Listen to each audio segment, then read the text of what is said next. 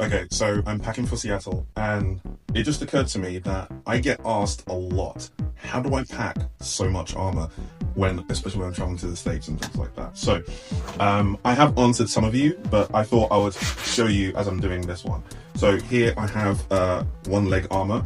Now this is a thigh piece. Usually if I'm doing Iron Man, it would be a whole thigh piece, but this is fortunately just kind of a thigh armor.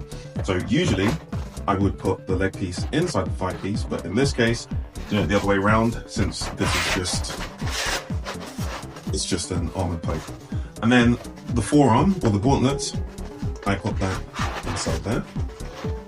I do the same thing on the other side. Here is one I made earlier for the other limbs. So now I have essentially 2 cylinders. Things like pauldron or shoulder armor can go, like, it can quite easily kind of cup here when I'm putting it down. So it's still 2 cylinders. I'll put, when I'm actually packing it in, I'll put that on top, but just to show you that that's what happens there. Meanwhile, torso, right? Just wrap it around. So I usually make these in pieces like this and put Velcro so that it's easy enough to attach around the 2 cylinders. I'm wrapping the torso. You have a cod piece, then you can also wrap this around. See? At the moment, this is still quite small, very easily could fit in my cabin bag right now.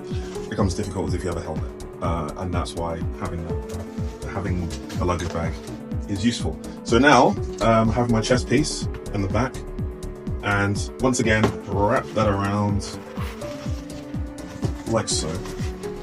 And then this is an Iron Man briefcase set, right? Like I say, the pauldrons would just they can very easily go at the end here, or they can even, I can even stuff them in here like this, but they retain their shape. And in order to help them retain their shape, I now have limbs in here. Look at the holes, because now, fortunately, because of my size, there is a lot to wrap around. So there are a lot of hole spaces, right? Instead of folding my clothes, I roll them, which still maintains the integrity, and I put them in here. So I can put a lot of clothes in here, or my undersuits and things like that. And in that way, a lot fits into my luggage bag. So I guess approximately 1 armor per luggage bag or cabin bag. But there are some bits of armor that isn't full body like this or Iron Man, where it's just pieces, and then those can easily go flat on the top, on the bottom or on the top. So yeah.